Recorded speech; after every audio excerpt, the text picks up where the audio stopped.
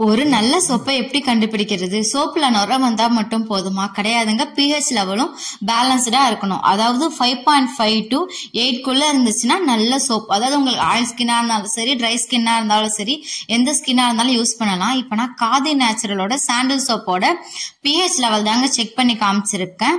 இந்த சோப் வந்து ஸ்மெல்லும் நல்லாவே இருந்தது. நிஜமாலுமே ஒரிஜினல் சாண்டலோட ஸ்மெல் இருந்துச்சு.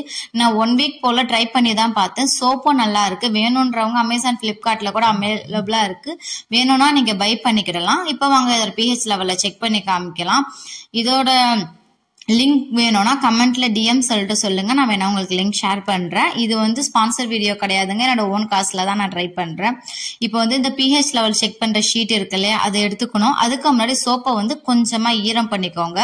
ஈரம் பண்ணிட்டு நல்லா ரப் பண்ணி விட்டுக்கோங்க. ரப் பண்ணதுக்கு அப்புறமா இந்த pH லெவல் செக் பண்ற பேப்பர் இருக்கு இல்லையா, இதை பிச்சு அதுல கொஞ்சமா நீங்க வச்சுக்கோங்க. வச்சீங்கன்னா 2 or 3 செகண்ட்லயே வந்து உடனே உங்களுக்கு வந்து கலர் சேஞ்ச் ஆயிடும். ஹார்ம்ஃபுல்லா இல்லையான்றதை நீங்க வந்து தெரிஞ்சுக்கலாம்.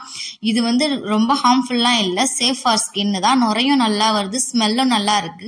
இந்த சோப் கண்டிப்பா யூஸ் பண்ணலாம். இதே மாதிரி வீடியோ தொடர்ந்து பார்க்கணும்னா சஜன் பிரஸ்